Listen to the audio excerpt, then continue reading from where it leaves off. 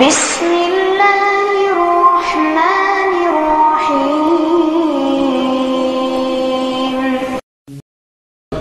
السلام عليكم ورحمة الله وبركاته. الحمد لله رب العالمين، نحمده ونستعينه ونؤمن به ونتوكل عليه، ونعوذ بالله من شرور أنفسنا ومن سيئات أعمالنا، من يهده الله فلا مضل له ومن يضلله فلا هادي له، وأشهد أن لا إله إلا الله وحده لا شريك له، وأشهد أن محمدا عبده ورسوله، أرسله بالهدى ودين الحق ليظهره على الدين كله ولو كره المشركون. اللهم صل على محمد وعلى آل محمد كما صليت على إبراهيم وعلى آل إبراهيم، وبارك على محمد وعلى آل محمد كما باركت على إبراهيم وعلى آل إبراهيم إنك حميد مجيد. أما بعد، فإن خير الكلام كلام الله، وخير الهدي هدي محمد صلى الله عليه وسلم، وشر الأمور محدثاتها وكل محدثة بدعة. أعوذ بالله من الشيطان الرجيم.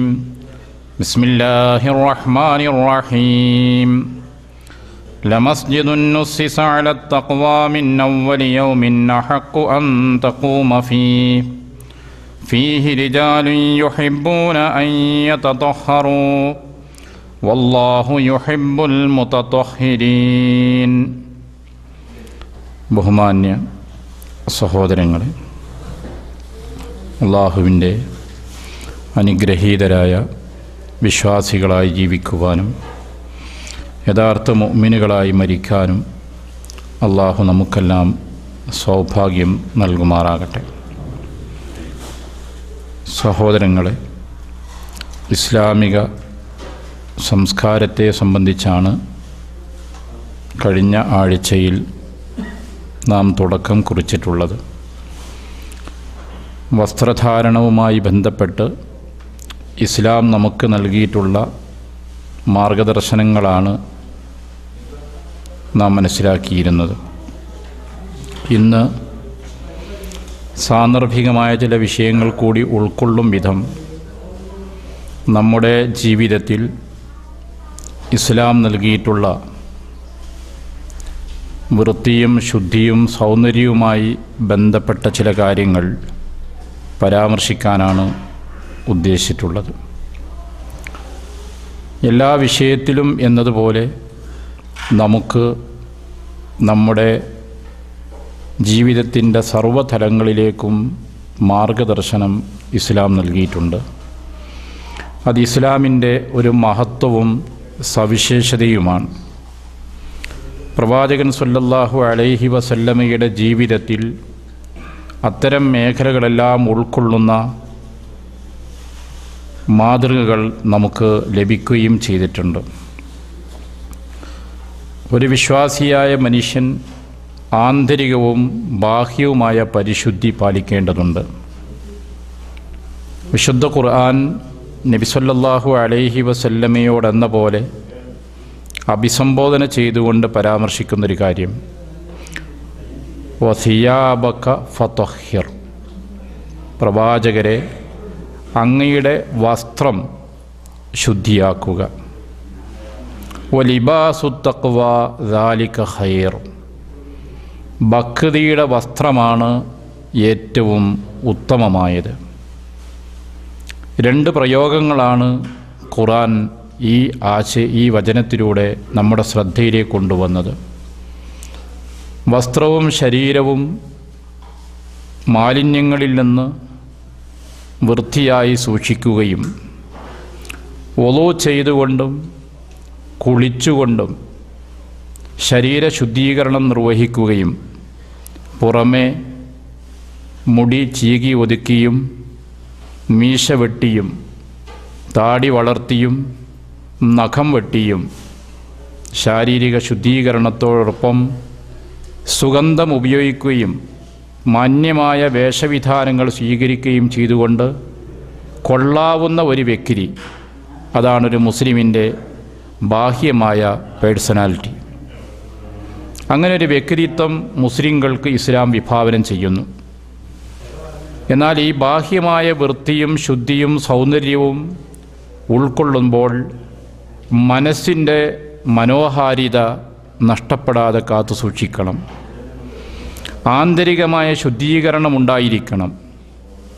മനസ്സിനെ ബാധിക്കുന്ന സർവത്ര മാലിന്യങ്ങളിൽ നിന്നും ശുദ്ധീകരിക്കേണ്ടതുണ്ട്. മറുഭാഗത്ത് ആ മനസ്സ് നിറയെ സുന്ദരമായ തഖ്വ, സൂക്ഷ്മതാബോധം നിറഞ്ഞു നിൽക്കുകയും ചെയ്യണം. ഇങ്ങനെ ബാഹ്യവും ആന്തരികവുമായി ശുദ്ധീകരിക്കപ്പെട്ട മനോഹരമായ ഒരു വ്യക്തിത്വമാണ് മുസ്ലിം എന്ന് പറയുമ്പോൾ ഇസ്ലാം വിഭാവനം ചെയ്തിട്ടുള്ളത്.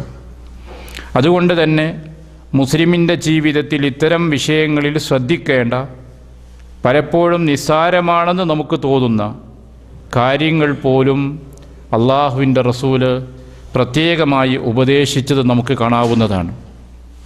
റസൂൽ കരീം സ്വല്ലല്ലാഹു അലൈഹി വസല്ലമയുടെ കാലഘട്ടത്തിലും നമ്മൾ ജീവിക്കുന്ന ആധുനിക സമൂഹത്തിലും രണ്ട് തരത്തിലുള്ള ആളുകളെ നമുക്ക് കാണാം.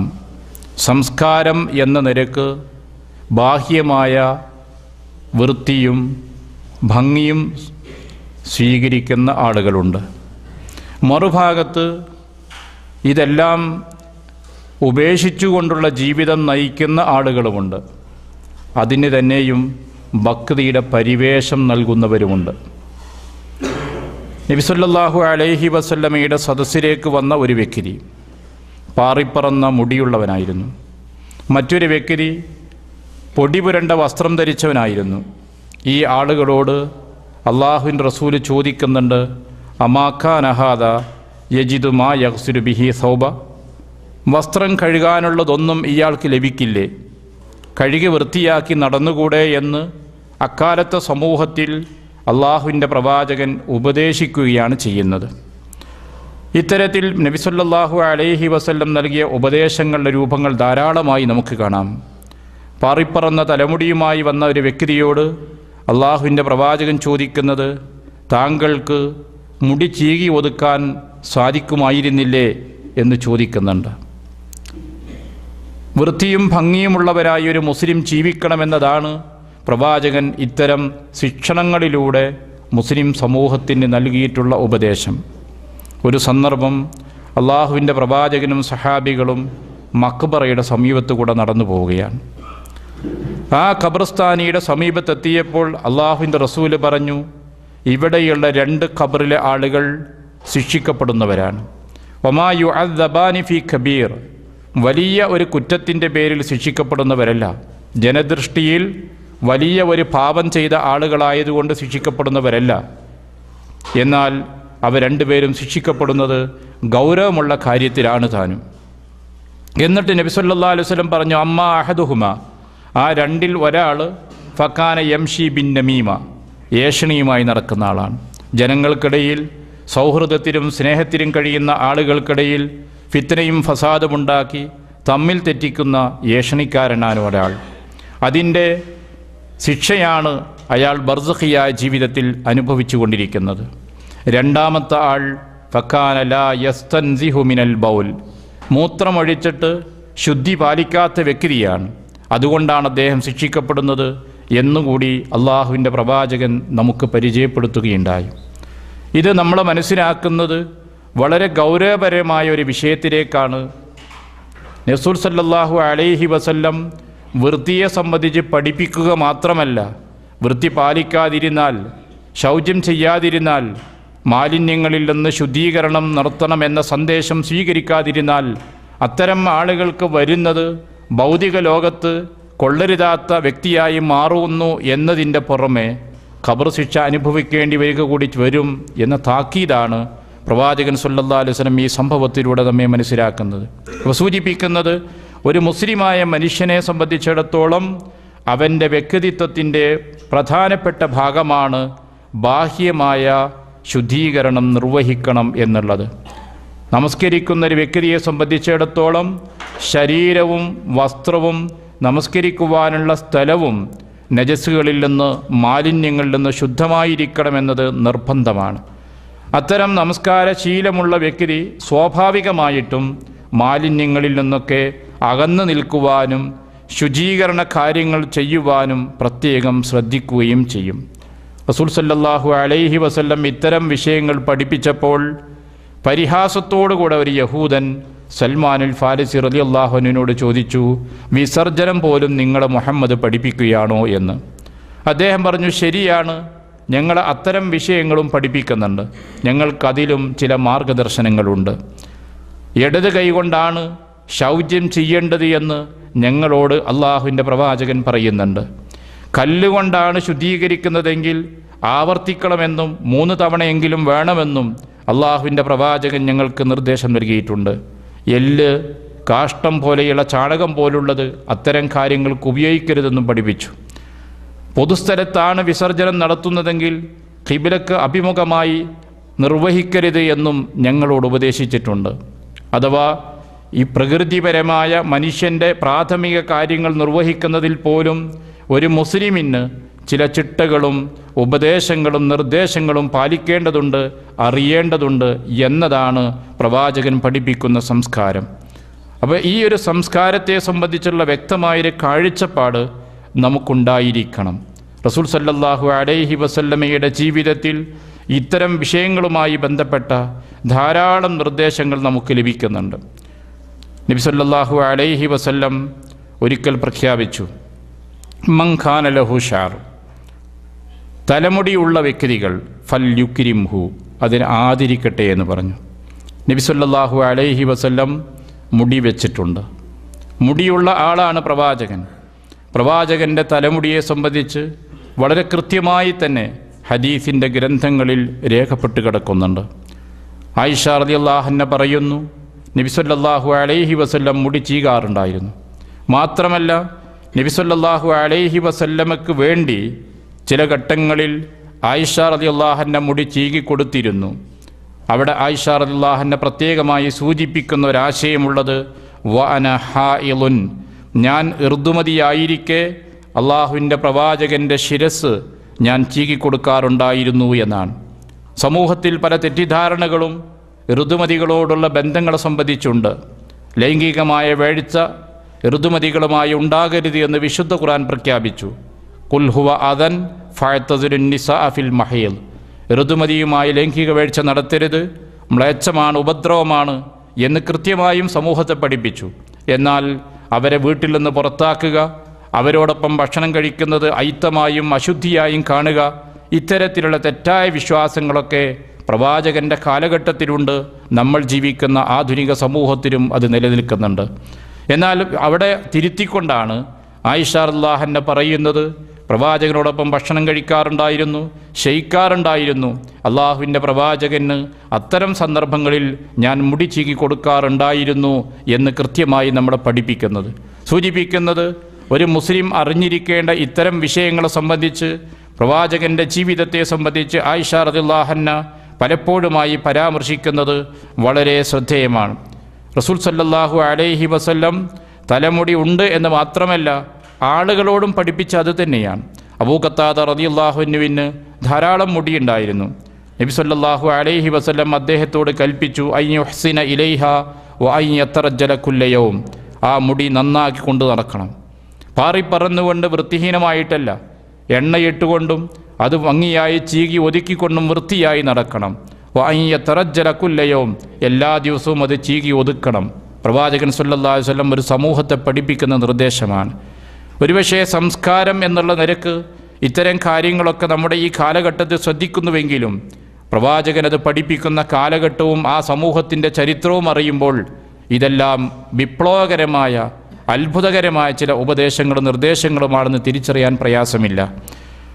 തലമുടി ചീകുമ്പോൾ ഒരു നിർദ്ദേശം നൽകി, വലതുവശമായിരിക്കണം ആദ്യം ചീകേണ്ടത്.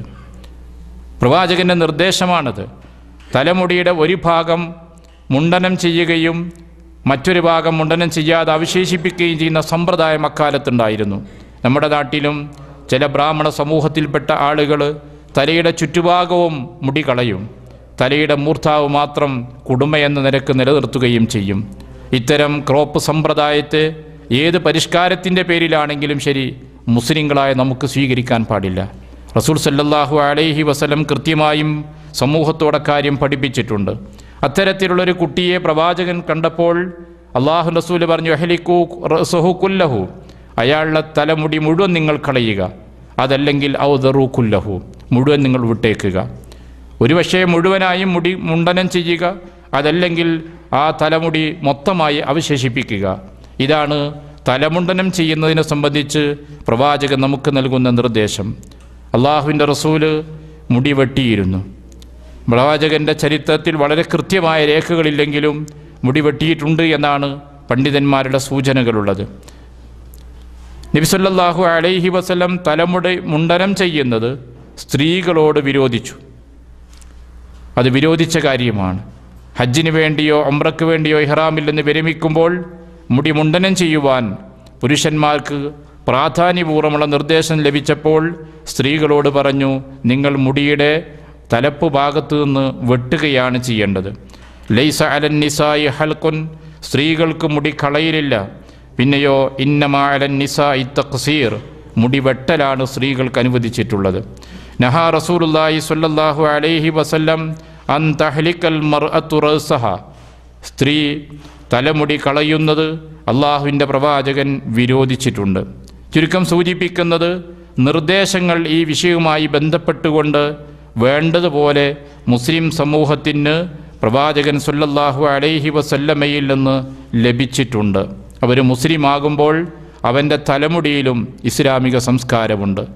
അവൻ്റെ ശിരസ്സും കേശവുമെല്ലാം ഇസ്ലാമിൻ്റെതായ മാർഗദർശനം അനുസരിച്ചു കൊണ്ടായിരിക്കണം അത് അവൻ പരിപാലിക്കേണ്ടത് എന്ന് പ്രവാചകൻ സല്ലല്ലാഹു അലൈഹി വസല്ലം നമുക്ക് വിശദീകരിച്ച് തരികയാണ്.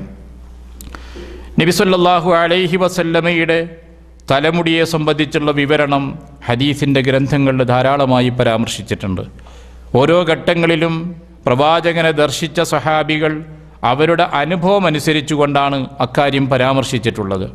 ഇമാം ബുഖാരി ഉദ്ധരിക്കുന്ന ഹദീസിൽ കാണാം, കാന റസൂലുള്ളാഹി സ്വല്ലല്ലാഹു അലൈഹി വസല്ലം ലഹു ഷഅറുൻ യബ്ലഗു ഷഹ്മത ഉദ്നിഹി, നബി സല്ലല്ലാഹു അലൈഹി വസല്ലമക്ക് തലമുടിയുണ്ടായിരുന്നു. ആ കേശം പ്രവാചകൻ്റെ ചെവിക്കുന്നി വരെ എത്തുന്നതായിരുന്നു. മറ്റൊരു റിപ്പോർട്ടിൽ കാണാം, ഖാന ഷഅറു റസൂലില്ലാഹി സ്വല്ലല്ലാഹു അലൈഹി വസല്ലമ ഫൗഖൽ വഫറ വദൂനൽ ജുമ്മ, പ്രവാചകൻ്റെ കേശം ചെവിക്കുന്നിയുടെ താഴെയും ചുമലിൻ്റെ ഇടയിലും മുകളിലുമായിട്ടായിരുന്നു ഉണ്ടായിരുന്നത്. ഓരോ സന്ദർഭം അനുസരിച്ചുകൊണ്ട് പ്രവാചകൻ്റെ തലമുടിയുടെ അവസ്ഥകൾ സ്വഹാബികൾ നമുക്ക് വിവരിച്ച് തരികയാണ് ചെയ്തിട്ടുള്ളത്. സൂചിപ്പിക്കുന്നത് പ്രവാചകൻ പതിവായി നിത്യേന എന്നോണം മുടി കളയുന്ന സമ്പ്രദായക്കാരനായിരുന്നില്ല. അത്തരമൊരു സ്വഭാവം പിൽക്കാലത്ത് വരുന്ന ഒരു ബിദഈ പ്രസ്ഥാനത്തിൻ്റെ ആളുകൾക്കുണ്ടാകുമെന്ന് അള്ളാഹുവിൻ്റെ പ്രവാചകൻ സൂചിപ്പിക്കുകയും ചെയ്തിട്ടുണ്ട്. ഒരിക്കൽ റസൂൽ സല്ലല്ലാഹു അലൈഹി വസല്ലമ ആളുകൾക്ക് ദാനം കൊടുത്തുകൊണ്ടിരിക്കുകയാണ്. ആ ദാനം ചെയ്തുകൊണ്ടിരിക്കുന്ന സന്ദർഭത്തിൽ ചില ആളുകൾക്ക് കൊടുത്തു. അവിടെ ഉണ്ടായിരുന്ന ഒരു വ്യക്തി വിമർശിച്ചുകൊണ്ട് പറഞ്ഞു, ഈദില്ല മുഹമ്മദ്, മുഹമ്മദെ നീതി പാലിക്കണമെന്ന് പറഞ്ഞു. അവരെക്കാളെല്ലാം അർഹതപ്പെട്ടത് ഞങ്ങളാണ് എന്ന സൂചനയായിരുന്നു ആ മനുഷ്യൻ്റെ വാക്കിലുണ്ടായിരുന്നത്.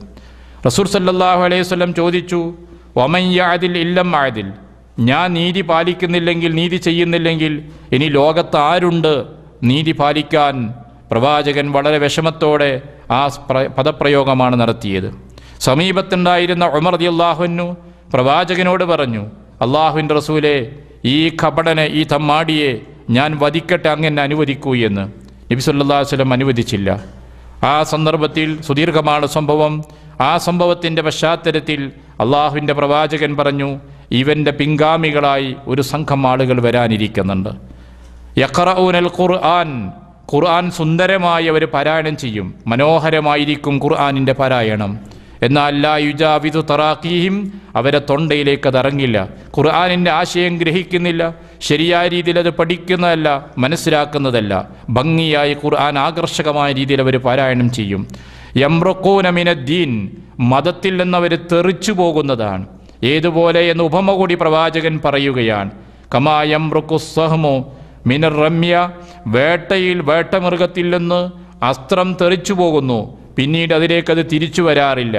ഇതേപോലെ മതത്തിൽ നിന്ന് തെറിച്ചു പോകുന്ന ഒരു വിഭാഗം ആളുകൾ വരാനിരിക്കുന്നുണ്ട് എന്ന് അള്ളാഹുവിൻ്റെ റസൂല് അന്ന് മുന്നറിയിപ്പ് നൽകി. ആ വരുന്ന വിഭാഗത്തിൻ്റെ സ്വഭാവഗുണങ്ങൾ മറ്റു സന്ദർഭങ്ങളിലും പ്രവാചകൻ മുന്നറിയിപ്പായി വിശദീകരിച്ചിട്ടുണ്ട്. സ്വഹാബികളോട് പറയുന്നു, നിങ്ങളെ നമസ്കാരം അവരെ നമസ്കാരത്തെ അപേക്ഷിച്ച് നിസ്സാരമായിരിക്കും, നിങ്ങളുടെ നോമ്പ് അവരെ നോമ്പിനെ അപേക്ഷിച്ചുകൊണ്ട് ചെറുതായിരിക്കും. അത്രമാത്രം നിങ്ങളെക്കാൾ കൂടുതൽ ഇബാദത്തിൽ സജീവമായിട്ടുള്ള ആളുകൾ. സീമാഹുമുത്ത ഹലീക്ക്, തലമുണ്ടനം ചെയ്യലാണ് അവരുടെ അടയാളം. അല്പം മുടി വരുമ്പോഴേക്കും അവർ മൊട്ടയടിച്ച് അതൊരു ഭക്തിയുടെ ഭാഗമായി സ്വീകരിക്കുന്നൊരു സംസ്കാരമുള്ള ആളുകളായിരിക്കും അവർ. ഇങ്ങനെ അവരുടെ ലക്ഷണങ്ങൾ ഓരോന്നും പറഞ്ഞിട്ടുണ്ട്. ആ വിഭാഗം ആളുകളാണ് അലി റളിയല്ലാഹു അൻഹുവിനെതിരെ രംഗത്ത് വരികയും അലി റളിയല്ലാഹുവിനെ വധിക്കുകയും ചെയ്തിട്ടുള്ളവർ. ഖവാരിജികൾ എന്ന പേരിലാണ് ഇസ്ലാമിക ചരിത്രത്തിൽ ആ വിഭാഗം അറിയപ്പെടുന്നത്. ഞാൻ ആ ഖവാരിജികളെക്കുറിച്ചുള്ള പരാമർശമല്ല സൂചിപ്പിക്കുന്നത്. അതുകൊണ്ട് തന്നെ റസൂൽ സല്ലല്ലാഹു അലൈഹി വസല്ലം പൊതുവിൽ പ്രവാചകൻ്റെ ചരിത്രം നാം പഠിക്കുമ്പോൾ തലമുടിയുള്ള ആളായിരുന്നു അള്ളാഹുവിൻ്റെ പ്രവാചകൻ.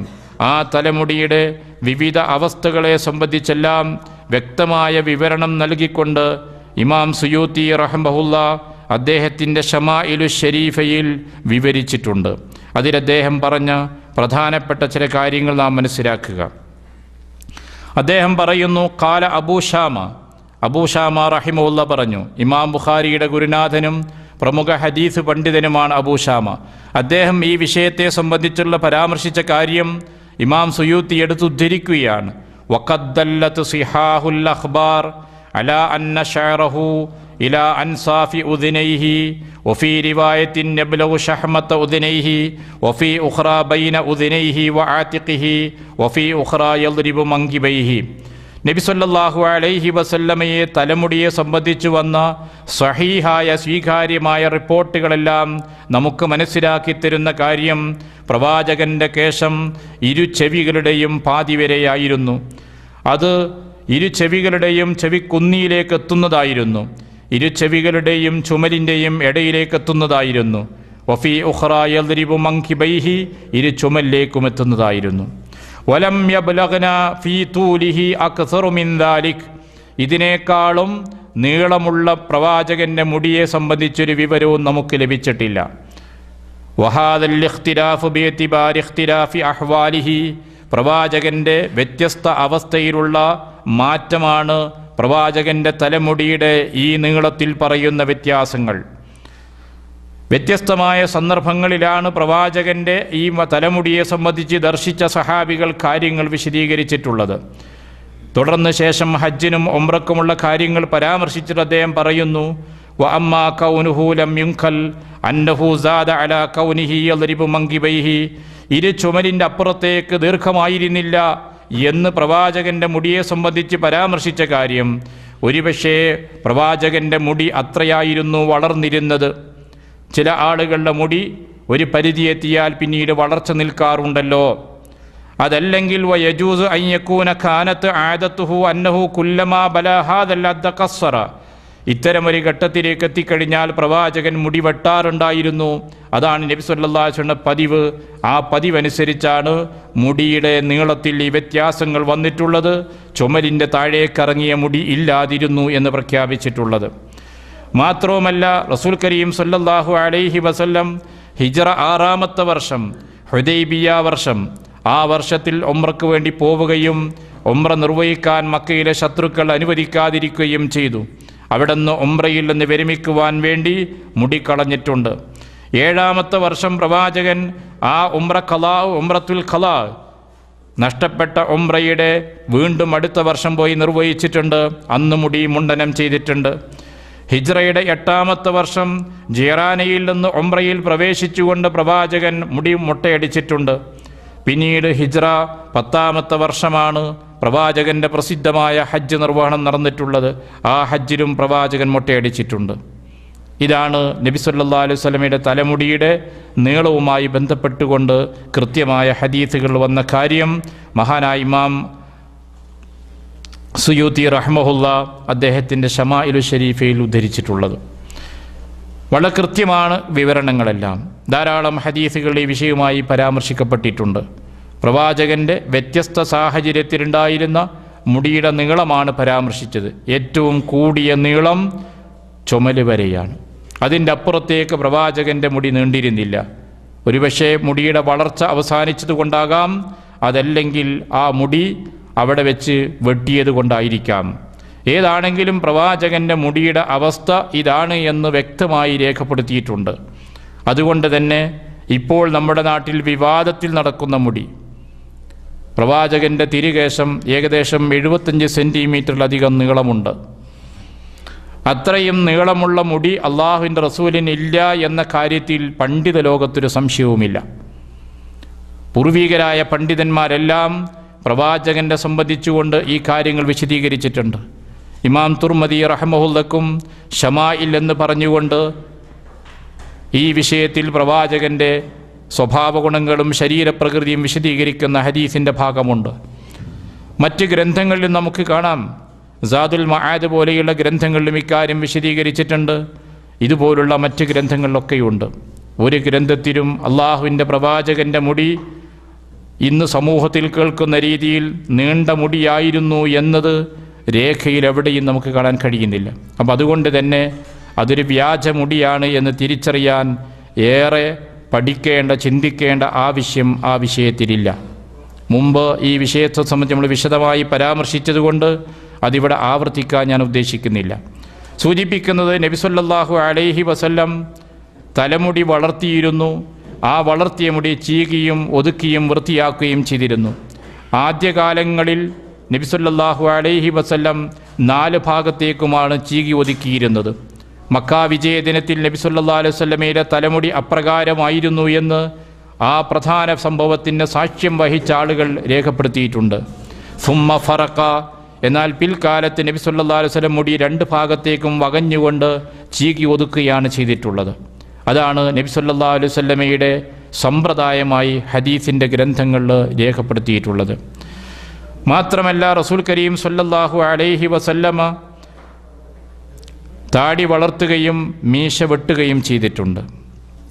മുസ്ലിങ്ങളോട് ചില പ്രകൃതിപരമായ നിയമങ്ങൾ പാലിക്കുവാൻ അള്ളാഹുവിൻ്റെ പ്രവാചകൻ ഉപദേശിക്കുന്നുണ്ട്.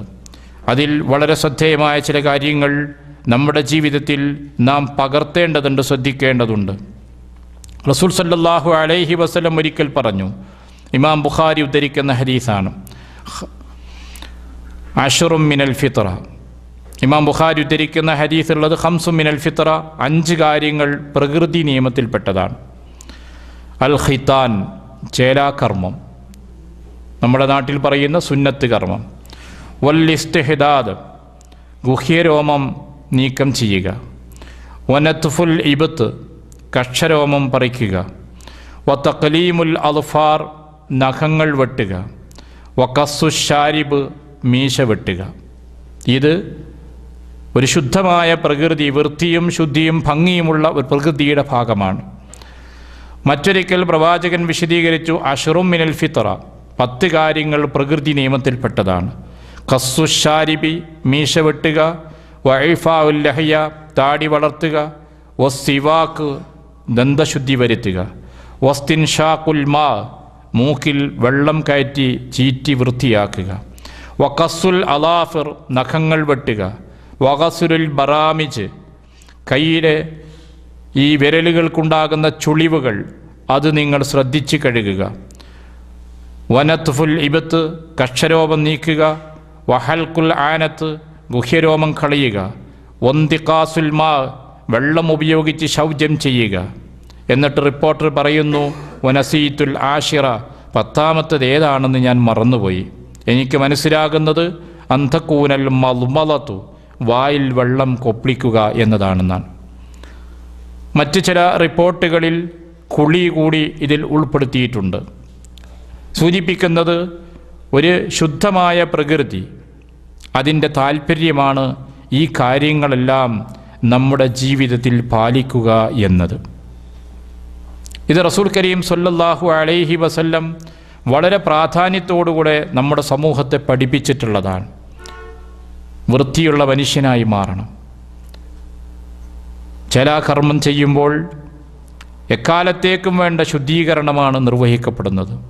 ഇന്ന് ശുദ്ധിയുടെയും രോഗത്തിൻ്റെയും പേരിൽ മുസ്ലിങ്ങളല്ലാത്ത ആളുകൾ അത് ചെയ്യുന്നുണ്ട്. സമീപകാലങ്ങളിൽ നടന്നിട്ടുള്ള പഠനങ്ങൾ ലിംഗാഗ്രത്തിനുണ്ടാകുന്ന ക്യാൻസർ രോഗത്തിൽ നിന്ന് മോചനത്തിനുള്ള പ്രധാനപ്പെട്ട വഴി ലിംഗാഗ്ര ചർമ്മം നീക്കം ചെയ്യലാണ് എന്നത് ഇന്ന് മെഡിക്കൽ സയൻസ് വിധി എഴുതി കഴിഞ്ഞു. അതിൻ്റെ പേരിൽ തന്നെ വിദ്യാസമ്പന്നരായ മുസ്ലിങ്ങളില്ലാത്ത പല സഹോദരങ്ങളും ഇന്നത് ചെയ്തുകൊണ്ടിരിക്കുന്നുണ്ട്. റസൂൽ സല്ലല്ലാഹു അലൈഹി വസല്ലം നമ്മളെ പഠിപ്പിക്കുന്നത് ഇബ്രാഹിം നബി അലൈഹിസ്സലാത്തു വസ്സലാമിൻ്റെ പാരമ്പര്യമാണത് എന്നാണ്. അതിൻ്റെ ഭാഗമായി യഹൂദന്മാരും മുസ്ലിങ്ങളെപ്പോലെ ഈ സുന്നത്ത് നിർവഹിക്കുന്നുണ്ട്. ക്രിസ്ത്യാനികളത് ചെയ്യേണ്ടവരാണ്, പക്ഷേ അവർ ചെയ്യാതിരിക്കുന്നു എന്നുള്ളത് മതത്തോടുള്ളവരുടെ ലംഘനത്തിൻ്റെ ഭാഗമാണ്. റസൂൽ സല്ലല്ലാഹു അലൈഹി വസല്ലമയുടെ കാലത്ത് തൻ്റെ പൗത്രന്മാരായ ഹസൻ ഹുസൈൻ അവരുടെ 7ാമത്തെ ദിനത്തിലാണ് ആ കർമ്മം നിർവഹിച്ചിട്ടുള്ളത്. കൊച്ചുകുട്ടികളായിരിക്കുമല്ലോ 7ൻ്റെ അന്ന്.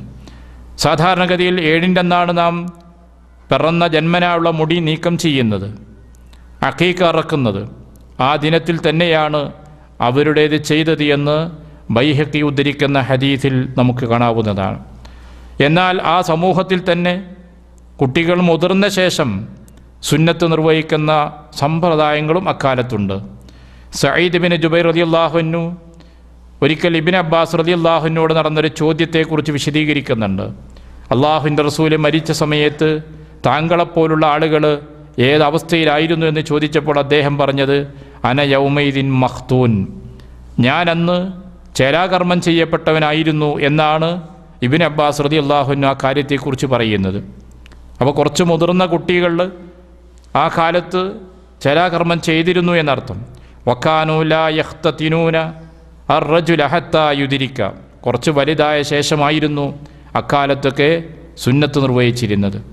ഇബ്രാഹിം നബി അലൈഹിസ്സലാത്തു വസ്സലാം ആ കാര്യം നിർവഹിച്ച സമയത്ത് അദ്ദേഹത്തിൻ്റെ പ്രായം ഇബ്നു സമാനീൻ 80 വയസ്സായിരുന്നു എന്ന് ഹദീസിൽ നമുക്ക് കാണാവുന്നതാണ്. ഏതാണെങ്കിലും ഇബ്രാഹിം നബി അലൈഹിസ്സലാത്തു വസ്സലാം തുടങ്ങുകയും മുസ്ലിങ്ങളും യഹൂദന്മാരും പാരമ്പര്യമായി അത് തുടർന്നു വരികയും ചെയ്യുന്നു. ഇത് പ്രാധാന്യമുള്ള, പ്രകൃതിയാൽ ഒരു മുസ്ലിം മനസ്സിലാക്കുകയും പാലിക്കുകയും ചെയ്യേണ്ട കാര്യമാണ് എന്ന് റസൂൽ സല്ലല്ലാഹു അലൈഹി വസല്ലം നമ്മളെ പഠിപ്പിക്കുകയാണ്. നബി സല്ലല്ലാഹു അലൈഹി വസല്ലമ ജന്മന ഖിതാൻ ചെയ്യപ്പെട്ട ആളായിരുന്നു എന്ന് പൊതുവിൽ പറഞ്ഞു വരാറുണ്ട്. നബി സല്ലല്ലാഹു അലൈഹി വസല്ലമക്ക് അത്തരത്തിലായിരുന്നുവോ എന്നത് സഹീഹായ രേഖകൾ ആ വിഷയത്തിലില്ല. മൗലിദിൻ്റെ ഗ്രന്ഥത്തിൽ അങ്ങനെ പറയുന്നുണ്ട്.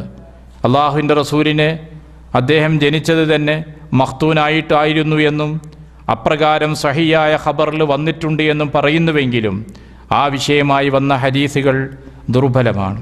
അതുകൊണ്ട് തന്നെ പണ്ഡിതന്മാരിൽ മറ്റൊരു വിഭാഗം പറയുന്നത് നബി സല്ലല്ലാഹു അലൈഹി വസല്ലം ഹലീമ റളിയല്ലാഹു അൻഹ ഉണ്ടല്ലോ, ആ ഹലീമയുടെ വീട്ടിൽ കൊച്ചുനാൾ വളർന്നിരുന്ന സമയത്ത് മലക്കുകൾ വരികയും അദ്ദേഹത്തിൻ്റെ നെഞ്ച് ശസ്ത്രക്രിയ നിർവഹിക്കുകയും ചെയ്തൊരു സംഭവമുണ്ട്.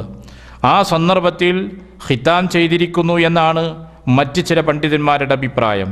മറ്റൊരഭിപ്രായമുള്ളത് 7ാമത്തെ ദിനം അബ്ദുൽ മുത്തലിബാണ് പ്രവാചകൻ്റെ ഖിതാൻ നിർവഹിച്ചിട്ടുള്ളത് എന്നാണ്. ഇത് മലക്കുകളാണ് ചെയ്തത് എന്നതിന് സ്വീകാര്യമായ തെളിവുകളില്ല.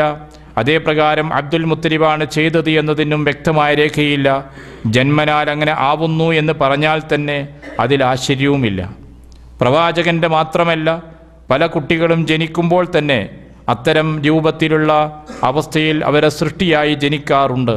അതുകൊണ്ട് തന്നെ ആ രൂപത്തിലായി എന്ന് പറഞ്ഞാലും അതിലും ഒരു ആശ്ചര്യമൊന്നുമില്ല. സൂചിപ്പിക്കുന്നത് റസൂൽ സല്ലല്ലാഹു അലൈഹി വസല്ലം നമുക്ക് മാതൃകയായി പഠിപ്പിച്ചിട്ടുള്ളതും ഇബ്രാഹിം നബി അലൈഹിസ്സലാത്തു വസ്സലാം പാരമ്പര്യമായി ലോക മുസ്ലിങ്ങളെയും ക്രിസ്ത്യാനികളെയും യഹൂദന്മാരെയും മനസ്സിലാക്കുകയും ചെയ്തിട്ടുള്ള പ്രധാനപ്പെട്ട ഒരു ശുദ്ധീകരണ പ്രക്രിയയാണ് ഖിതാൻ എന്നുള്ളത്. ഇതേപോലെ തന്നെ ഇസ്ലാമിക പാരമ്പര്യം എന്ന നിലക്ക് മുസ്ലിങ്ങളോട് പഠിപ്പിക്കപ്പെട്ടിട്ടുള്ള പ്രധാന കാര്യമാണ് സിവാക്ക്, ദന്തശുദ്ധി വരുത്തുക എന്നുള്ളത്. ഉറക്കിൽ നിന്ന് ഉണരുമ്പോൾ, ഭക്ഷണാനന്തരം, നമസ്കാരത്തിന് വേണ്ടി വുളൂ ചെയ്യുന്ന സന്ദർഭങ്ങളിൽ, ഇങ്ങനെയുള്ള പ്രധാനപ്പെട്ട സമയങ്ങളിലെല്ലാം ദന്തശുദ്ധി വരുത്തുന്ന ആളായിരുന്നു അള്ളാഹുവിൻ്റെ പ്രവാചകൻ. മാത്രമല്ല നബി സല്ലല്ലാഹു അലൈഹി വസല്ലം രാത്രി വീട്ടിലേക്കെത്തിയാൽ അവിടെ നിന്ന് ആദ്യം ചെയ്യുന്നത് പ്രവാചകൻ ദന്തശുദ്ധി വരുത്തുകയായിരുന്നു എന്ന് പ്രവാചകൻ്റെ ഭാര്യ ആയിഷ റളിയല്ലാഹു അൻഹ നമുക്ക് പരിചയപ്പെടുത്തുന്നുണ്ട്. ലൗലാ അൻ അശുക്ക അലാ ഉമ്മത്തി, എൻ്റെ സമുദായത്തിന് പ്രയാസപ്പെടുന്നൊരവസ്ഥ വരില്ലായിരുന്നുവെങ്കിൽ ലഅമർത്തുഹും ബിസിവാക്കി ഇൻദ കുല്ലി ഉളൂ, എല്ലാ ഉളൂവിൻ്റെ സമയത്തും ദന്തശുദ്ധി വരുത്തണമെന്ന് ഞാൻ കൽപ്പിക്കുമായിരുന്നു എന്ന് റസൂലുള്ളാഹി പറയുന്നുണ്ട്. എന്തുമാത്രം പ്രാധാന്യമാണ് ദന്തശുദ്ധി വരുത്തുന്നതിന് ഇസ്ലാം കൽപ്പിക്കുന്നത് നമ്മൾ തിരിച്ചറിയേണ്ടതാണ്. ഇന്ന് ദന്തരോഗമാണ് നമ്മുടെ നാട്ടിലും നമ്മുടെ സമൂഹത്തിലുമൊക്കെ ഏറ്റവും കൂടുതൽ നാം അനുഭവിക്കുന്ന കാര്യം. വായുനാറ്റവും ദുർഗന്ധവുമാണ് പലർക്കുമുണ്ടാകുന്ന പ്രയാസങ്ങൾ. ഇതിനെല്ലാമുള്ള ഏറ്റവും ഉദാത്തമായ പരിഹാരം കൃത്യമായ ദന്തശുദ്ധി പാലിക്കുക എന്നതാണ്. അള്ളാഹുവിൻ്റെ പ്രവാചകനെന്ന മാതൃകയായി തന്നെ മുസ്ലിം സമൂഹത്തെ പഠിപ്പിക്കുന്നു എന്നുള്ളത് ശ്രദ്ധേയമാണ്. അതേപോലെ തന്നെ പ്രവാചകൻ വായിൽ വെള്ളം കൊപ്പിളിക്കുകയും മൂക്കിൽ വെള്ളം കയറ്റി ചീറ്റുകയും ചെയ്യണമെന്ന് പറഞ്ഞു.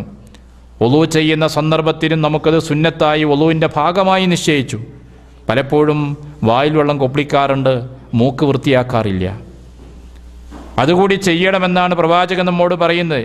ഇല്ല അന്തക്കൂന സായിമൻ, നോമ്പുകാരനാണെങ്കിൽ മാത്രമാണ് ഇളവ് പറഞ്ഞിട്ടുള്ളത്. അതല്ലെങ്കിൽ മൂക്കിൽ നന്നായി വെള്ളം കയറ്റി നിങ്ങൾ ചീറ്റണമെന്നാണ്. പ്രഭാതത്തിൽ നിങ്ങളത് ചെയ്യുമ്പോൾ നിങ്ങളുടെ മൂക്കിൻ്റെ ശുദ്ധീകരണം നിർവഹിക്കപ്പെടുമെന്ന് പ്രവാചകൻ പ്രത്യേകമായി നമ്മളെ പഠിപ്പിക്കുന്നുണ്ട്. രാത്രി ഉറങ്ങുമ്പോൾ നിങ്ങളെ തരിമൂക്കിൽ പിശാച് കയറിക്കൂടുകയാണ്. രാവിലെ എഴുന്നേറ്റാൽ നിങ്ങൾ മൂക്കിൽ വെള്ളം കയറ്റി ചീറ്റണം. അങ്ങനെ ചെയ്യുമ്പോൾ ആ മൂക്കിൻ്റെ ശുദ്ധീകരണം നിർവഹിക്കുമെന്ന് പ്രവാചകൻ നമ്മളെ ഉപദേശിക്കുന്ന കാണാവുന്നതാണ്.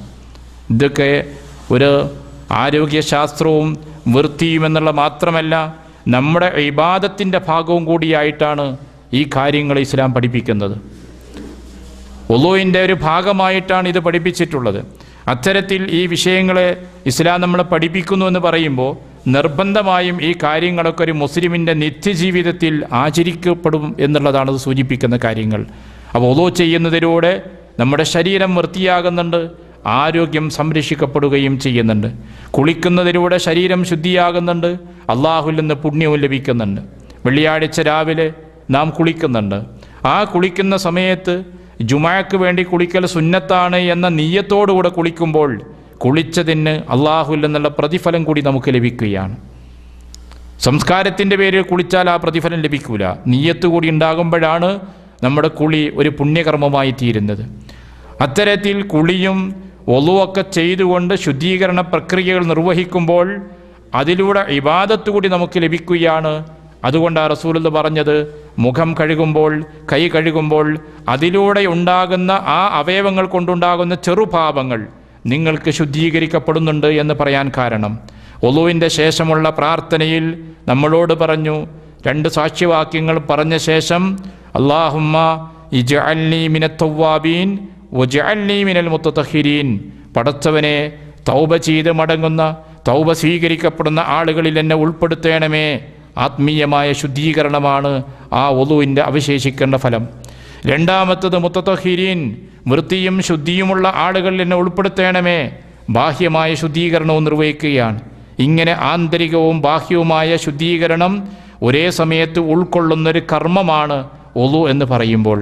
അതുകൊണ്ട് ഒളു ചെയ്യുമ്പോൾ നാം മൂക്കിൽ വെള്ളം കയറ്റുകയും വായിൽ വെള്ളം കൊപ്പിളിക്കുകയും ചെയ്യണം എന്നത് നാം പ്രത്യേകിച്ച് മനസ്സിലാക്കേണ്ടതുണ്ട്. നബി സല്ലല്ലാഹു അലൈഹി വസല്ലം പറഞ്ഞു, വഖസ്സുൽ അലാഫിർ, നഖങ്ങൾ വെട്ടി വൃത്തിയാക്കണം എന്ന് സമൂഹത്തോട് പറയുകയുണ്ടായി. പരിഷ്കാരത്തിൻ്റെ പേരിൽ നഖം നീട്ടുന്ന ആളുകളുണ്ട്. അത് ഇസ്ലാമിക സംസ്കാരത്തിന് അന്യമാണ് എന്ന് കൂടി നമ്മൾ തിരിച്ചറിയേണ്ടതുണ്ട്. അതും ആരോഗ്യപരമായും ശാരീരികമായും നഖം വെട്ടുന്നതാണ് മനുഷ്യന് ഗുണകരമെന്ന് ഇന്ന് സമൂഹത്തെ പഠിപ്പിക്കേണ്ടതില്ല. അഴുക്ക് നിറഞ്ഞ നഖങ്ങളും അതിലൂടെ പകരുന്ന രോഗങ്ങളെ സംബന്ധിച്ചുമൊക്കെ ഇന്ന് ആളുകൾക്ക് ബോധമുണ്ടായിരിക്കണം. എന്നാൽ നഖം വെട്ടുവാൻ വേണ്ടി വെള്ളിയാഴ്ച ദിനം നിശ്ചയിക്കപ്പെട്ടു എന്ന് പറയാറുണ്ടെങ്കിലും അതുമായി ബന്ധപ്പെട്ട് വന്ന ഹദീസ് സ്വീകാര്യമല്ല എന്ന് പണ്ഡിതന്മാർ വിശദീകരിച്ചിട്ടുണ്ട്. അതുകൊണ്ട് തന്നെ നഖം വെട്ടേണ്ടതുണ്ട്, കക്ഷരോമം നീക്കേണ്ടതുണ്ട്. പല ആളുകളും വസ്ത്രമഴിച്ചാൽ പരിസരത്തുള്ള ആളുകൾക്ക് അഴുക്കും ദുർഗന്ധവും നിറഞ്ഞിട്ടുള്ള കക്ഷമുള്ള ആളുകളെ കാണാൻ കഴിയും. അതെല്ലാം വൃത്തിയാക്കണമെന്ന് പഠിപ്പിക്കുകയാണ് ഇസ്ലാം ചെയ്തിട്ടുള്ളത്. മാത്രമല്ല റസൂൽ സല്ലല്ലാഹു അലൈഹി വസല്ലം പറഞ്ഞു, ഇതിനൊക്കെയുള്ള കൂടിയ പരിധി 40 ദിവസമാണ്. 40 ദിവസത്തേക്കാൾ കൂടുതൽ ഈ കാര്യങ്ങൾ ചെയ്യാതിരിക്കരുത് എന്ന് സമൂഹത്തോട് പറഞ്ഞു. ഖാല റസൂലുള്ളാഹി സ്വല്ലല്ലാഹു അലൈഹി വസല്ലം, അള്ളാഹുവിൻ്റെ പ്രവാചകൻ പറഞ്ഞു, ഫീ ഖസ്സിശാരിബി, മീശ വെട്ടുന്ന കാര്യത്തിൽ, വതഖ്ലീമിൽ അദ്ഫാർ, നഖം വെട്ടുന്നതിൽ, വനത്ഫിൽ ഇബ്ത്, കക്ഷരോമം നീക്കം ചെയ്യുന്നതിൽ, വഹൽഖിൽ ആന, ഗുഹ്യരോമം കളയുന്നതിലും, അല്ലാ തുത്രക അക്സറ മിൻ 40 ലൈല, 40 ദിവസത്തേക്കാൾ അധികം നീട്ടിക്കൊണ്ടുപോകരുത്. അത്രയും കൃത്യമായ ചില മാർഗദർശനം ഈ വിഷയത്തിൽ നമുക്ക് നൽകിയിട്ടുണ്ട് എന്ന് നാം മനസ്സിലാക്കേണ്ടതുണ്ട്. അതുകൊണ്ട് തന്നെ ഇത്തരത്തിലുള്ള പ്രകൃതിപരമായ ശുദ്ധീകരണത്തിന് അള്ളാഹുവിൻ്റെ പ്രവാചകൻ നൽകുന്ന ഈ ഉപദേശങ്ങൾ ഓരോന്നും നമ്മൾ തിരിച്ചറിയുകയും അത് പാലിക്കുകയും ചെയ്യണം. റസൂൽ സല്ലല്ലാഹു അലൈഹി വസല്ലം സമൂഹത്തോട് പറഞ്ഞു, ഖാലിഫുൽ മുശ്രിക്കീൻ, മുശ്രിക്കുകളോട് നിങ്ങൾ എതിരാവണം. അവരുടെ സംസ്കാരമല്ല നിങ്ങൾ സ്വീകരിക്കേണ്ടത്. നിങ്ങൾക്ക് നിങ്ങളുടേതായൊരു സംസ്കാരമുണ്ട്, വ്യക്തിത്വമുണ്ട്. വഫിറുൽ ലിഹ, നിങ്ങൾ താടി നീട്ടണം, വളർത്തണം. വഹ്ഫുഷ് ശവാരിബ, മീശ നിങ്ങൾ വെട്ടുകയും ചെയ്യണം. ഈ ഹദീസ് ഉദ്ധരിക്കുന്നത് പ്രമുഖനായ അബ്ദുല്ലാഹി ബിൻ ഉമർ റളിയല്ലാഹു അൻഹുവിൽ നിന്നാണ്.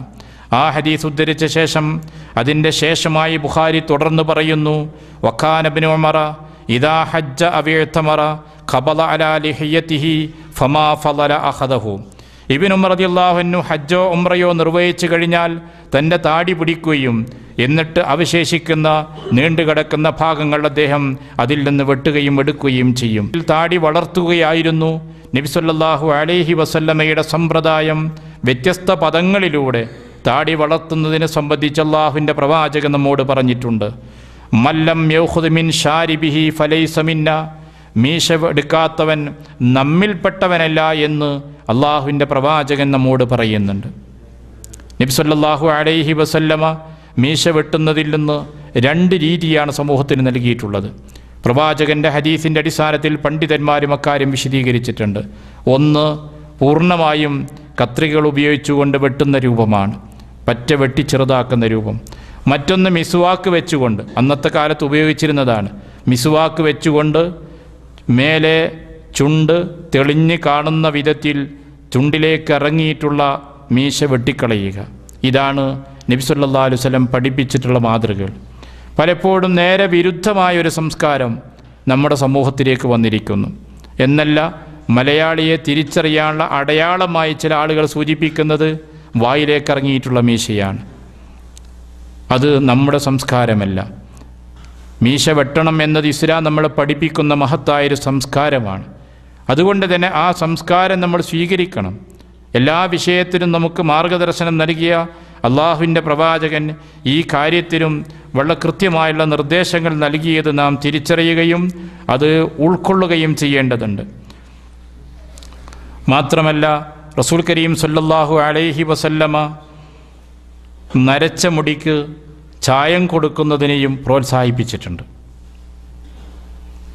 അള്ളാഹുവിൻ്റെ റസൂല് സമൂഹത്തോട് പറഞ്ഞു, യാ മഅ്ശറൽ അൻസാർ, അൻസാരി സമൂഹമേ, ഹമ്മിറു ഔസഫിറു വഖാലിഫു അഹ്ലൽ കിതാബ്, വേദക്കാരെപ്പോലെ നിങ്ങളാവേണ്ടതില്ല.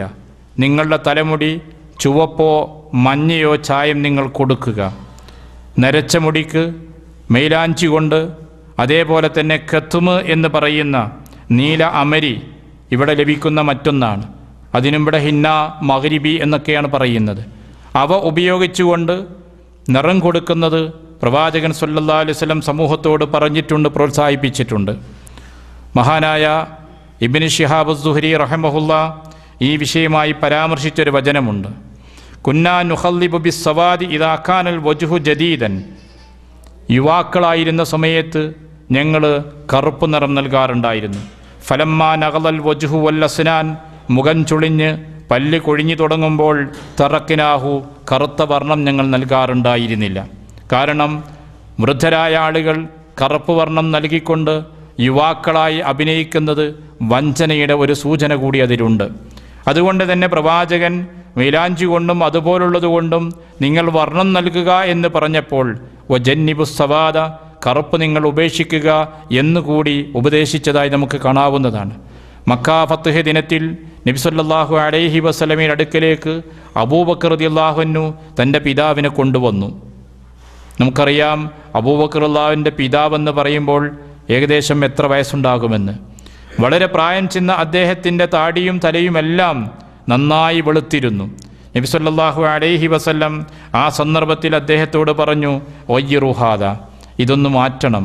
അദ്ദേഹത്തിൻ്റെ തലക്ക് മൈലാഞ്ചിട്ട് കൊടുക്കാൻ വേണ്ടി അള്ളാഹുവിൻ്റെ പ്രവാചകൻ ഉപദേശിച്ചത് നമുക്ക് കാണാവുന്നതാണ്. അതുകൊണ്ട് സൂക്ഷ്മതയ്ക്ക് നല്ലത് മൈലാഞ്ചിയോ അതുപോലുള്ളതോ ഉപയോഗിക്കുക, കറുപ്പ് ഉപേക്ഷിക്കുക എന്നതാണ് സൂക്ഷ്മതയ്ക്ക് നല്ലത്. എന്നാൽ ഇതൊരു നിർബന്ധ കൽപ്പനയല്ല എന്ന് നമുക്ക് തിരിച്ചറിയാൻ സാധിക്കണം. ഉമർ റളിയല്ലാഹു അബൂബക്കർ റളിയല്ലാഹുവിനെ പോലെയുള്ള ആളുകളൊന്നും ഇത് ചെയ്തിട്ടുണ്ട്. അതേസമയത്ത് അലി റളിയല്ലാഹു അനസ് റളിയല്ലാഹുവിനെ പോലെയുള്ള ആളുകൾ ഇത്തരത്തിൽ ഹിന്ന കൊടുക്കാറുണ്ടായിരുന്നില്ല. ഇതൊക്കെ പ്രവാചകൻ്റെ ചരിത്രത്തിലും സ്വഹാബത്തിൻ്റെ ചരിത്രത്തിലുമൊക്കെ നമുക്ക് കാണാവുന്നതാണ്. നരച്ച രോമം പറിച്ചു കളയരുത് എന്നാണ് പ്രവാചകൻ നമുക്ക് നൽകിയിട്ടുള്ള ഉപദേശം.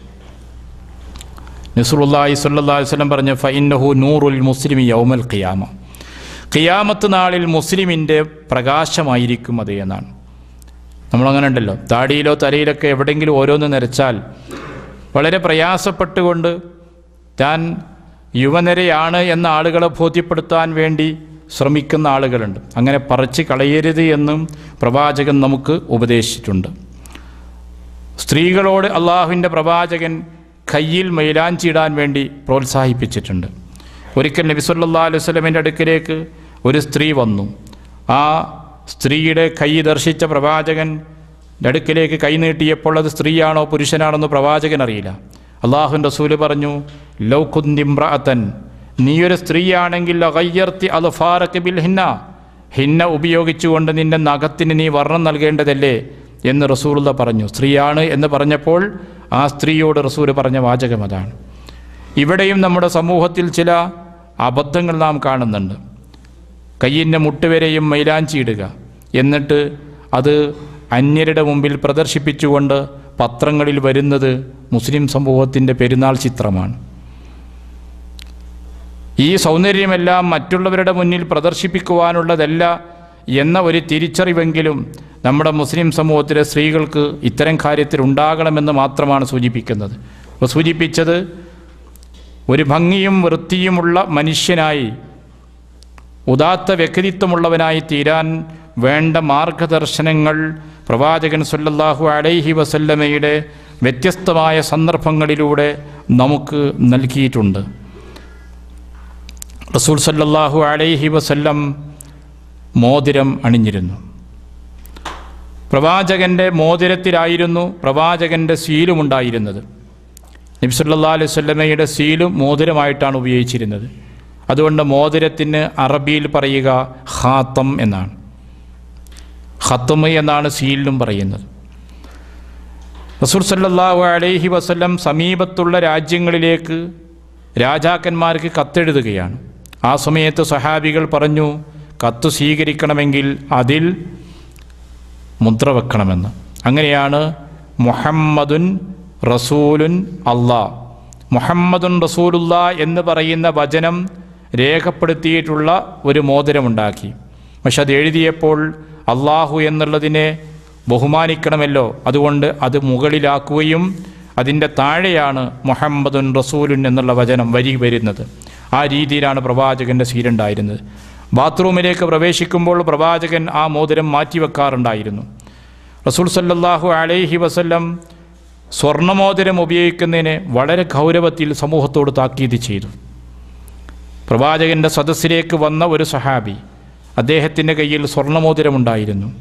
പ്രവാചകൻ ചോദിച്ചു, അയാമദു അഹദുക്കും, നിങ്ങളിൽ ആരെങ്കിലും ഒരാൾ ഇലാ ജംറത്തിൻ മിന്നാർ, നരകത്തിൽ നിന്നൊരു തീക്കണൽ കിട്ടുവാനും കയ്യിൽ അണിയാനും ആഗ്രഹിക്കുമോ എന്ന് ചോദിച്ചു. ഗൗരവം മനസ്സിലാക്കിയ സഹാബി അത് ഊരുകയും അള്ളാഹുവിൻ്റെ റസൂലിൻ്റെ മാർഗത്തിലേക്ക് കൊടുക്കുകയും ചെയ്തു. അദ്ദേഹത്തോട് ആളുകൾ പറഞ്ഞു, താങ്കൾക്കതെടുക്കാം, ഉപയോഗിക്കരുത് എന്നാണ് പ്രവാചകൻ പറഞ്ഞിട്ടുള്ളത്. അദ്ദേഹം പറഞ്ഞു, ലാ വല്ലാഹി ലാ ആഖുദുഹു അബദ, എനിക്കത് വേണ്ട. അള്ളാഹുവിൻ്റെ പ്രവാചകൻ ആക്ഷേപിച്ചിട്ടുള്ളതാണ്, ഊരിയിട്ടുള്ളതാണ്. അതുകൊണ്ട് അത്തരം സ്വർണ്ണമോതിരം എനിക്ക് വേണ്ട, ഞാനത് ദാനം ചെയ്തിരിക്കുന്നു എന്ന് പറഞ്ഞു കൊടുക്കുകയുണ്ടായി. മുസ്ലിം സമൂഹത്തിലെ ആണുങ്ങൾക്ക് സ്വർണം നിഷിദ്ധമാണെന്ന് പ്രഖ്യാപിക്കപ്പെട്ടിട്ടുണ്ട്. എന്നാൽ ഇസ്ലാമികമായ ചടങ്ങാണ് ഇസ്ലാമിലെ ഏറ്റവും പ്രധാനപ്പെട്ട നിക്കാഹ് ചടങ്ങ്. ആ നിക്കാഹിൻ്റെ ചടങ്ങുകളിൽ, വിവാഹ ചടങ്ങുകളിൽ മുസ്ലിം സമൂഹത്തിൽ പോലും സ്വർണ്ണാഭരണങ്ങൾ അണിയിക്കുന്ന ദുരവസ്ഥയുണ്ടായിട്ടുണ്ട്. അമ്മായിമ്മയുടെ വക ആണുങ്ങൾക്കൊരു ചെയിന്, കയ്യിലൊരു മോതിരം, ഇതൊക്കെ അണിയിച്ചു കൊടുക്കുകയാണ്. പവിത്രമായ വിവാഹത്തെ ഹറാമായൊരു കർമ്മമായി രൂപപ്പെടുത്തുവാനുള്ള ഇത്തരം സമീപനങ്ങൾ നമ്മുടെ സമൂഹത്തിൽ നിന്ന് മാറ്റേണ്ട കാലം അതിക്രമിച്ചിട്ടുണ്ട്. സ്ത്രീകളെ സംബന്ധിച്ചിടത്തോളം സ്വർണ്ണാഭരണം ഇസ്ലാം അനുവദിച്ചു. ആഭരണം എന്നുള്ളത് തന്നെ സ്ത്രീകളെ സംബന്ധിച്ചിടത്തോളം ഇസ്ലാം അനുവദിച്ചിട്ടുണ്ട്.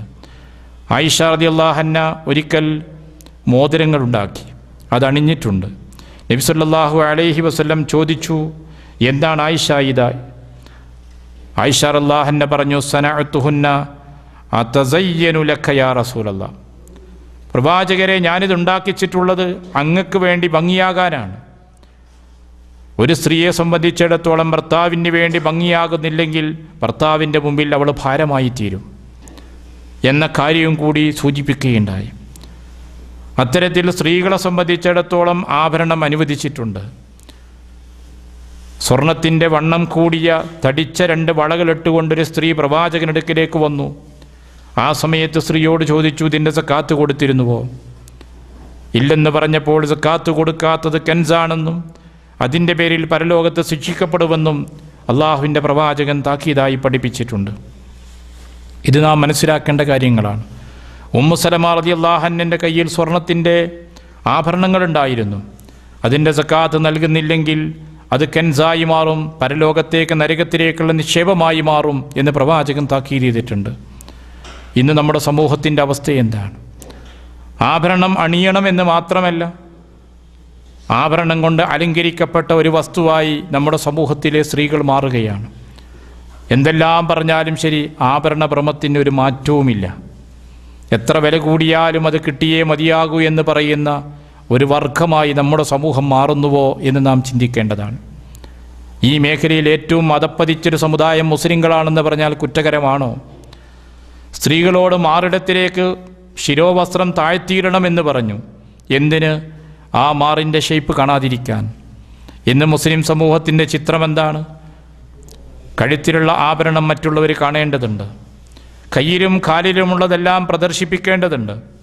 അതിനനുസരിച്ചുകൊണ്ട് പർദ്ദയും മക്കനയും പോലും രൂപമാറ്റങ്ങൾ വരുത്തുകയാണ് ചെയ്യുന്നത്. വലാ യദ്രിബിന ബി അർജുലിഹിന്ന, സ്ത്രീകൾ അവരെ കാലടിച്ചുകൊണ്ട് ശബ്ദമുണ്ടാക്കരുത്. അതിൽ മറഞ്ഞു കിടക്കുന്ന ആഭരണങ്ങൾ പുറത്ത് കാണാതിരിക്കാൻ വേണ്ടി എന്ന് വിശുദ്ധ ഖുർആൻ സൂചിപ്പിക്കുന്ന സന്ദേശം വളരെ ശ്രദ്ധേയമാണ്. ഇങ്ങനെ സമൂഹത്തിൽ ആഭരണം ധരിക്കുന്നത് എന്തിന് എന്ന ചോദ്യത്തിന് അന്യരുടെ മുമ്പിൽ പ്രദർശിപ്പിക്കാനാണ്. വീഡിയോ ക്യാമറയുള്ള കല്യാണമാണെങ്കിൽ അതിനുവേണ്ടി പ്രത്യേക വേഷത്തിൽ സർവത്ര ആഭരണങ്ങളും പ്രകടമാകുന്ന രൂപത്തിലാണ് വേഷവിധാനം സ്വീകരിക്കുന്നത്. ഇസ്ലാമുണ്ട് എന്ന് പറയുന്ന, പർദ്ദ ധരിച്ചിട്ടുണ്ട് എന്ന് പറയുന്ന, നമസ്കരിക്കുന്ന നമ്മുടെ സ്ത്രീകളുടെ അവസ്ഥയാണ് സൂചിപ്പിക്കുന്നത്, അല്ലാത്തവരെ സംബന്ധിച്ചല്ല. മതബോധമുള്ള ആളുകളിൽ പോലും അത്തരം ദുരവസ്ഥകളാണ് വരുന്നത് എന്നത് ഗൗരവത്തിൽ നമ്മൾ മനസ്സിലാക്കേണ്ടതുണ്ട്. സൗന്ദര്യം അന്യരുടെ മുമ്പിൽ പ്രദർശിപ്പിക്കാനുള്ളതല്ല എന്ന തിരിച്ചറിവ് നമ്മുടെ സ്ത്രീ സമൂഹത്തിന് ഇത്തരം ഘട്ടങ്ങളിൽ നാം നൽകേണ്ട സന്ദേശമാണ്. റസൂൽ കരീം സല്ലല്ലാഹു അലൈഹി വസല്ലമയുടെ കാലത്ത് ഉർഫജ റളിയല്ലാഹു അൻഹുവിൻ്റെ സംഭവത്തിൽ നമുക്ക് കാണാം. അദ്ദേഹത്തിന് മൂക്കിനായിരുന്നു യുദ്ധത്തിൽ പരിക്കേറ്റിയിരുന്നത്. അങ്ങനെ വെള്ളി കൊണ്ട് മൂക്കുണ്ടാക്കി. ഏതാനും മാസങ്ങൾ പിന്നിട്ടപ്പോൾ പഴുപ്പ് വരികയും ദുർഗന്ധം വരികയും ചെയ്തു. പിന്നീട് അദ്ദേഹം സ്വർണത്തിൻ്റെ മൂക്കുണ്ടാക്കി, കുഴപ്പമൊന്നുണ്ടായില്ല. റസൂൽ സല്ലല്ലാഹു അലൈഹി വസല്ലമയുടെ ചരിത്രവുമായി ബന്ധപ്പെട്ടുകൊണ്ട് നമ്മൾ മനസ്സിലാക്കുന്ന കാര്യമാണത്. അതേപോലെ തന്നെ പ്രവാചകൻ സല്ലല്ലാഹു അലൈഹി വസല്ലമയുടെ കാലത്ത് ജീവിച്ചിട്ടുള്ള അബ്ദുല്ലാഹിബിൻ അബ്ദുല്ലാ റളിയല്ലാഹു അൻഹു, അദ്ദേഹത്തിന് ഉഹദിൽ നഷ്ടപ്പെട്ടതിന് പകരം അദ്ദേഹം ഇതേപോലെ സ്വർണത്തിൻ്റെ പല്ലുണ്ടാക്കുകയും അത് ഉപയോഗിക്കുകയും ചെയ്തിട്ടുണ്ട്.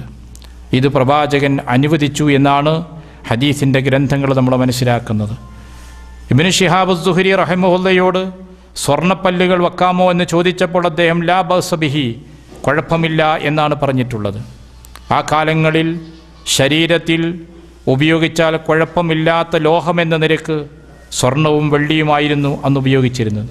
ഇന്ന് നമുക്ക് മറ്റുള്ള സംവിധാനങ്ങളൊക്കെ ഈ മേഖലയിൽ നമുക്ക് ലഭിക്കുന്നതാണ്.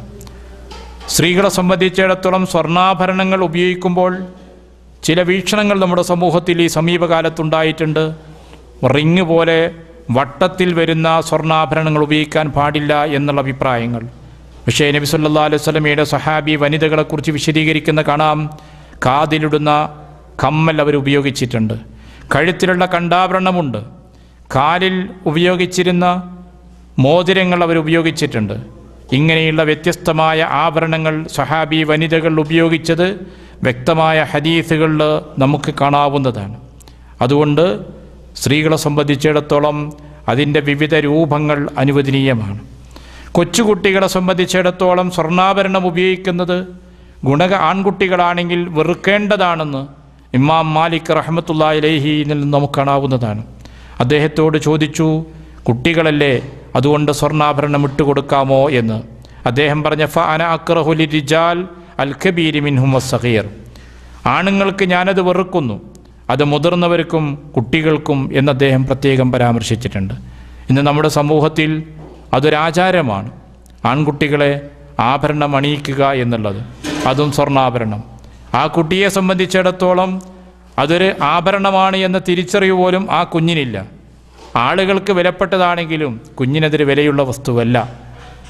കാണുന്നവർക്കുള്ള ആനന്ദത്തിന് വേണ്ടിയാണ് പലപ്പോഴും സ്വർണ്ണാഭരണം കുട്ടികൾക്ക് വേണ്ടി ഉപയോഗിക്കുന്നതെങ്കിലും അതും വെറുക്കപ്പെട്ടതാണെന്നാണ് ഇമാം മാലിക് റഹ്മത്തുള്ളാഹി അലൈഹി ആ വിഷയത്തെ സംബന്ധിച്ച് നമുക്ക് നൽകിയിട്ടുള്ള നിർദ്ദേശം.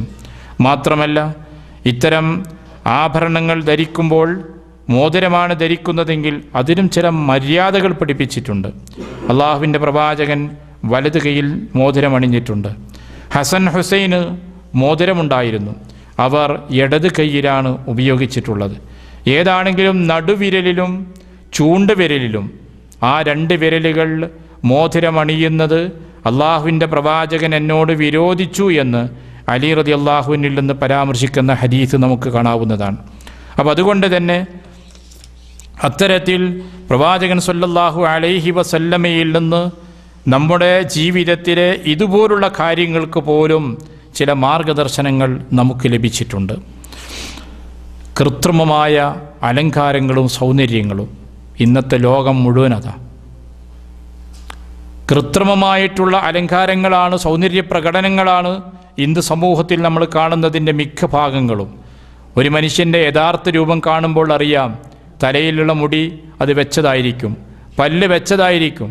അങ്ങനെ വെച്ചതെല്ലാം കൂടി മാറ്റിവെച്ചാൽ ആ സിനിമാ നടനോ നടിയോ ഏറ്റവും വലിയ വൃദ്ധനായ കളവനായിരിക്കും.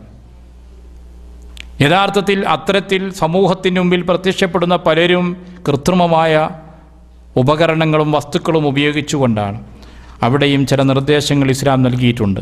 ഇപ്പോൾ തീപ്പൊള്ളലേറ്റാൽ, ആക്സിഡൻ്റ് ഉണ്ടായാൽ, രോഗം ബാധിച്ചാലൊക്കെ മനുഷ്യൻ്റെ അവയവങ്ങൾക്ക് വൈകല്യങ്ങളുണ്ടാകും, വൈരൂപ്യമുണ്ടാകും. അത്തരം ഘട്ടങ്ങളിൽ ആ വൈരൂപ്യം നീക്കൽ ആവശ്യമാണ്. അവയവത്തിൻ്റെ ഉപയോഗം നടക്കണമെങ്കിലും അത് ആവശ്യമാണ്. ഈ രൂപത്തിലുള്ള സൗന്ദര്യത്തിന് വേണ്ടിയുള്ള ശസ്ത്രക്രിയകൾ, പ്ലാസ്റ്റിക് സർജറികൾ ചെയ്യുന്നതിന് ഇസ്ലാം വിലക്കുന്നില്ല. തീരെ കഷണ്ടിയായ ഒരു മനുഷ്യനാണ്, അയാൾക്ക് അയാളെ കഷണ്ടിയിൽ മുടികൾ വെച്ച് പിടിപ്പിക്കുന്നതിന് വിരോധമില്ലെന്ന് ഷെയ്ഖ് ഉസൈമീനെ പോലെയുള്ള പണ്ഡിതന്മാർ ആ വിഷയമായി ഫത്വ നൽകിയത് നമുക്ക് കാണാവുന്നതാണ്. എന്നാൽ റസൂൽ സല്ലല്ലാഹു അലൈഹി വസല്ലം കൃത്രിമമായി അക്കാലത്തെ സമൂഹത്തിലുണ്ടായിരുന്ന ചില സമ്പ്രദായങ്ങളെ വളരെ ഗൗരവത്തിൽ താക്കീതിയിട്ടുണ്ട്. ലഅനല്ലാഹുൽ വാഷിമാതി വൽ മുസ്തോഷിമാത്ത്, പച്ച കുത്തുന്നവളെയും കുത്തിക്കുന്നവളെയും അത് ചെയ്തു കൊടുക്കുന്നവളെയും ശപിച്ചിട്ടുണ്ട്. പച്ച കുത്തുന്നൊരു സമ്പ്രദായം പഴയ കാലത്തുണ്ടായിരുന്നു, ഇന്ന് നമ്മുടെ സമൂഹത്തിലുണ്ട്. ശരീരത്തിൽ പ്രത്യേകമായ ചിഹ്നങ്ങൾ രൂപപ്പെടുത്തുകയും രക്തമുണ്ടാക്കുകയും അതിൽ നീലമോ അതുപോലുള്ള മഷിയോ മറ്റോ ഉപയോഗിച്ചുകൊണ്ട് പച്ച കുത്തുന്ന സമ്പ്രദായം അത് ലഅനത്ത് ചെയ്തിട്ടുള്ള കാര്യമാണ്. വൽ മുത്തനമ്മിസാത്തി, അതേ പ്രകാരം തന്നെ കണ്ണിൻ്റെ പുരികം പറിച്ചെടുത്തുകൊണ്ട് പുരിക സൗന്ദര്യമുണ്ടാക്കുന്ന സ്ത്രീകൾ, ഇക്കാലത്തും ആ സമ്പ്രദായം സമൂഹത്തിൽ കാണാം. വത്തൽ മുത്തഫല്ലിജാതിൽ ഹുസ്നി, ഭംഗി ഉണ്ടാക്കുവാൻ വേണ്ടി, സൗന്ദര്യം വർദ്ധിപ്പിക്കുവാൻ വേണ്ടി പല്ലിന് വിടവുകൾ ഉണ്ടാക്കുന്ന രാഗി പല്ലുകൾ, വിടവുകൾ ഉണ്ടാക്കുന്ന സ്ത്രീകൾ, ഇവരെയും അള്ളാഹു ആക്ഷേപിച്ചിട്ടുണ്ട്, ശപിച്ചിട്ടുണ്ട് എന്ന് നമുക്ക് പരിചയപ്പെടുത്തിയിട്ടുണ്ട്. അതേ പ്രകാരം അള്ളാഹുവിൻ്റെ ആക്ഷേപത്തിന് വിധേയരായവരാണ് അൽ വാസിലത്ത് വൽ മുസ്തൗസിലത്ത്, മുടി കൂട്ടിച്ചേർക്കുന്നവൾ. മുടിയില്ലാത്തത് കൊണ്ടല്ല, ഉള്ള മുടിക്ക് നീളം വർദ്ധിപ്പിക്കുവാൻ വേണ്ടി മറ്റുള്ള മുടികൾ കൂട്ടിച്ചേർത്തുകൊണ്ട് നീളമുണ്ടാക്കുന്ന സ്ത്രീകൾ, അവരെയും ആക്ഷേപിച്ചിട്ടുണ്ട്. ഇതെല്ലാം മിൻ ഗൈരി ദാഇൻ, രോഗമാണെങ്കിൽ ഇത്തരം കാര്യങ്ങൾ ചെയ്യുന്നതെല്ലാം അനുവദിച്ചിട്ടുണ്ട്. ചികിത്സയുടെ കാര്യമായിട്ടല്ല ഇതൊന്നും ചെയ്യുന്നത്. ഇപ്പോൾ രോഗമുള്ള ഒരാളെ സംബന്ധിച്ചിടത്തോളം പല്ല് പറിക്കേണ്ടി വരും, പല്ല് പൊട്ടിക്കേണ്ടി വരും, അതെല്ലാം അതിൻ്റെ ഭാഗമായിട്ട് വരുന്നതാണ്. അതുകൊണ്ട് തന്നെ പണ്ഡിതന്മാർ വിശദീകരിച്ചു, അമ്മാ ലവഹ്താജത്ത് ഇലൈഹി ലിഇലാജിൻ ഔ ഐബിൻ, ചികിത്സാർത്ഥമോ അല്ലെങ്കിൽ ന്യൂനതയുള്ളതുകൊണ്ടോ പല്ലിനോ അതുപോലുള്ള അവയവങ്ങൾക്കോ ഇത്തരത്തിൽ എന്തെങ്കിലും മാറ്റങ്ങൾ വരുത്തേണ്ടി വന്നാൽ ഫലാ ബഅസ്, വിരോധമില്ല എന്ന് ഇമാം നവവി റഹ്മത്തുള്ളാഹി അലൈഹി ശറഹ് മുസ്ലിമിൽ പറഞ്ഞിട്ടുണ്ട്. ഇമാം ഇബ്നു ഹജർ അൽ അസ്കലാനി ഫത്ഹുൽ ബാരിയിലും ഈ വിഷയത്തെ സംബന്ധിച്ച് പരാമർശിക്കുന്നുണ്ട്. അപ്പോൾ സൂചിപ്പിക്കുന്നത്, കൃത്രിമമായി സമൂഹത്തിൽ കാണുന്ന ഇത്തരം അലങ്കാരങ്ങളിൽ അള്ളാഹുവിൻ്റെ പ്രവാചകൻ വിരോധിച്ചുകൊണ്ട് നമ്മെ പഠിപ്പിച്ചിട്ടുള്ള ഈ കാര്യങ്ങൾ കൂടി കാലികമായി നമ്മൾ മനസ്സിലാക്കേണ്ടതുണ്ട്. അള്ളാഹുവിൻ്റെ ആക്ഷേപത്തിന് വിധേയമായ കാര്യം എന്ന് പറയുമ്പോൾ അല്പം ഗൗരവമുള്ള വിഷയം തന്നെയാണ്.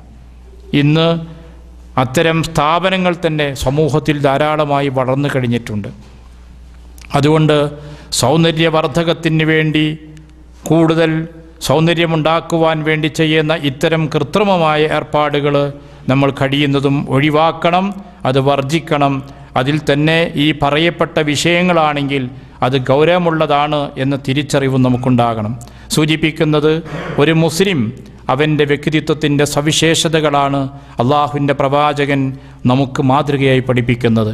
ആന്തരികമായ സൗന്ദര്യമാണ്, മാനസികമായ മനോഹാരിതയാണ് ഒരു മുസ്ലിമിനുണ്ടാകേണ്ടത്. എന്നാൽ ബാഹ്യമായി വൃത്തിയുള്ള ഭംഗിയുള്ളവനാകണം. ആ ഭംഗിയും വൃത്തിയും അവൻ്റെ വസ്ത്രത്തിലും വേഷവിധാനങ്ങളിലും ഹെയർ സ്റ്റൈലിലും ശരീരഘടനയുടെ മറ്റു ഭാഗങ്ങളിലും ഉണ്ടായിരിക്കണം. മാത്രമല്ല, അള്ളാഹുവിൻ്റെ റസൂൽ എത്രത്തോളം വിശദീകരിച്ചു എന്ന് ചോദിച്ചാൽ, നിങ്ങളുടെ വീടും പരിസരവും കൂടി നിങ്ങൾ വൃത്തിയായി സൂക്ഷിക്കണമെന്ന് പ്രവാചകൻ്റെ ഉപദേശം നമുക്ക് കാണാം. ഫനല്ലിഫു അഫ്നിയത്തക്കും, നിങ്ങളുടെ മുറ്റങ്ങളും നിങ്ങൾ വൃത്തിയാക്കണമെന്ന് കൂടി അള്ളാഹുവിൻ്റെ പ്രവാചകൻ സമൂഹത്തിന് നൽകുന്ന ഉപദേശങ്ങൾ കാണാം.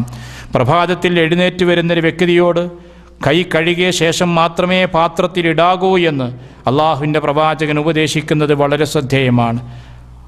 രാത്രി ഉറങ്ങാൻ പോകുന്ന വ്യക്തിയോട് പറഞ്ഞു, നിന്റെ ബെഡ് നീ തട്ടിക്കൊട്ടി വൃത്തിയാക്കിയ ശേഷമേ കിടക്കാവൂ എന്ന് പറയുകയുണ്ടായി. കൈ വേണ്ട പോലെ കൈ വൃത്തിയായി കഴുകാതെ കിടന്നുറങ്ങിയിട്ട് വല്ല ജന്തുക്കളും വന്ന് നിന്റെ കയ്യിന് കടിച്ചാൽ നീ നിന്നെയല്ലാതെ മറ്റാരെയും കുറ്റപ്പെടുത്തേണ്ടതില്ലെന്ന് പറഞ്ഞു. ഇങ്ങനെ ജീവിതത്തിൻ്റെ ഓരോ ഘട്ടങ്ങളിലും വൃത്തിയും ശുദ്ധിയും എത്രത്തോളം പാലിക്കണമെന്ന് നമ്മളെ പഠിപ്പിക്കുകയാണ് ചെയ്തത്. കോട്ടുവാടുന്ന വ്യക്തികൾ, ചില ആളുകൾ വലിയ ഒച്ചത്തിൽ വാ തുറന്നുകൊണ്ട് കോട്ടുവായിടും. പ്രവാചകൻ നമ്മളെ പഠിപ്പിക്കുന്ന അങ്ങനെ ചെയ്യരുത് എന്നാണ്. ഫല്യുംസിക് ബിയദിഹി, അങ്ങനെ വരുമ്പോൾ അവൻ്റെ കൈ കൊണ്ട് വായ അവൻ അടച്ചു പിടിക്കട്ടെ എന്നാണ്. സാമൂഹ്യമായ ശല്യം നീ അതുകൊണ്ട് ചെയ്യരുത്, നിൻ്റെ വായുനാറ്റം മറ്റുള്ളവർക്ക് എത്തിക്കരുത് എന്നാണ് അപ്പറയുന്നതിലൂടെ ഉദ്ദേശിക്കുന്നൊരു തത്വം. തുമ്മുന്ന വ്യക്തിയോട് പറഞ്ഞു, നിൻ്റെ കൈ നീ വെക്കണം, അതല്ലെങ്കിൽ നിൻ്റെ വസ്ത്രം നീ വായിൽ വെക്കണം. വഖഫല ബിഹാ സൗതഹു, ശബ്ദം കുറക്കണം. ഉറങ്ങുന്ന കുട്ടികൾ ഞെട്ടി ഉണർന്നു പോകും ചില ആളുകൾ തുമ്മിക്കഴിഞ്ഞാൽ. അതുകൊണ്ട് നീ നിൻ്റെ മുഖം പൊത്തണമെന്ന് പഠിപ്പിക്കുകയുണ്ടായി. അത്രത്തോളം അള്ളാഹുവിൻ്റെ പ്രവാചകൻ ഈ കാര്യങ്ങളിലൊക്കെ നമുക്ക് മാതൃക പഠിപ്പിക്കുകയാണ് ചെയ്യുന്നത്. ഒരാൾ തുമ്മുന്ന സമയത്ത് തുമ്മിക്കഴിഞ്ഞാൽ അൽഹംദുലില്ലാ എന്ന് പറയണം. അത് കേൾക്കുന്ന വ്യക്തി മിണ്ടാതിരിക്കുകയല്ല വേണ്ടത്, യർഹമുക്കല്ലാ എന്ന് തിരിച്ചു പറയണം. അവിടെയും ഒരു പ്രാർത്ഥന കൂടി, പരസ്പരമുള്ള പ്രാർത്ഥന കൂടി ഇസ്ലാം പഠിപ്പിക്കുകയാണ് ചെയ്യുന്നത്. യർഹമുക്കല്ലാ എന്ന് പറഞ്ഞാൽ ആ വ്യക്തിക്ക് വേണ്ടി യഹ്ദീകുമുല്ലാ യസ്രിഹ് ബാലക്കും എന്ന് വീണ്ടും പറയണമെന്ന് അള്ളാഹുവിൻ്റെ പ്രവാചകൻ നമ്മളെ പഠിപ്പിക്കുമ്പോൾ നമ്മുടെ ജീവിതത്തെ എത്രമാത്രമാണ് പ്രാർത്ഥനയും ആന്തരിക ശുദ്ധീകരണവും ബാഹ്യശുദ്ധീകരണവും തമ്മിൽ ബന്ധിപ്പിച്ചുകൊണ്ട് ഉദാത്തമായൊരു സംസ്കാരം ഇസ്ലാം പഠിപ്പിച്ചിട്ടുള്ളത്. ഇനി നമ്മൾ ആലോചിക്കുക, ഇസ്ലാമിക സംസ്കാരം വളർന്നു വന്ന പട്ടണങ്ങളിലെല്ലാം നാം കാണുന്ന മഹത്തായൊരു സംസ്കാരമുണ്ട്. ഇസ്ലാമിന് കലയുണ്ട്, ഇസ്ലാമിൻ്റെ കലയുടെ സവിശേഷത എന്താണ്? ധാരാളം ജനലുകളും വാതിലുകളും നിറഞ്ഞിട്ടുള്ള പള്ളി. അതാണ് ഇസ്ലാമിൻ്റെ പള്ളി. പള്ളിയുടെ സമീപത്ത് ആളുകൾക്ക് ഒളൂ ചെയ്യുവാനും ശൗചം ചെയ്യുവാനുള്ള സൗകര്യങ്ങൾ, മുസ്ലിം നഗരങ്ങൾക്ക് മധ്യേ ഹമ്മാമുകൾ. ഇതാണ് ഇസ്ലാമിൻ്റെ സംസ്കാരം. ഇസ്ലാമീ സംസ്കാരം വളർത്തിയെടുത്ത കാലത്ത് മറ്റു സമൂഹത്തിൻ്റെ സംസ്കാരം ആളുകൾക്ക് എത്തിപ്പെടാൻ കഴിയാത്ത മലമുകളിൽ ഒറ്റ വാതിലും അരണ്ട വെളിച്ചവും ജലലഭ്യതയും ഇല്ലാത്ത രൂപത്തിലുള്ള ദേവാലയങ്ങളാണ് അവർ പടുത്തുയർത്തിയിരുന്നത്. അന്തോണിയും മക്കാരീസിനെ പോലെയുള്ള വിശുദ്ധന്മാരെന്ന് പറയുന്ന ആളുകളുടെ മഹത്വമായി പറയുന്നത് വർഷങ്ങളോളം മുഖം കഴുകിയിട്ടില്ല, വർഷങ്ങളോളം കുളിച്ചിരുന്നില്ല, ചപ്പുചവറുകളിൽ കടന്നുറങ്ങി ജീവിച്ചിരുന്നു എന്നതൊക്കെ അവരുടെ മഹത്വമായി പഠിപ്പിക്കുന്ന കാലത്താണ് ഇസ്ലാം സമൂഹത്തോട് പറയുന്നത് കുളിക്കണം, ഒളൂ ചെയ്യണം, വൃത്തിയാവണം, മുടി ചീകി ഒതുക്കണം, നഖം വെട്ടണം, ബാഹ്യമായ സൗന്ദര്യം നിൻ്റെ വേഷവിധാനത്തിലെല്ലാം ഉണ്ടാകണം, അത് അഹങ്കാരമല്ല എന്ന്. അള്ളാഹുവിൻ്റെ റസൂലിനോട് ചോദിച്ചു, ഒരാൾ അയാളുടെ വസ്ത്രം നല്ലതാണെന്ന് ആഗ്രഹിക്കുന്നു, അയാളുടെ പാദരക്ഷ നന്നാവണമെന്ന് ആഗ്രഹിക്കുന്നു, ഇതൊക്കെ കിബറായിരിക്കുമോ? കാരണം അണുത്തൂക്കം കിബറുള്ളവൻ സ്വർഗത്തിൽ പ്രവേശിക്കില്ലല്ലോ.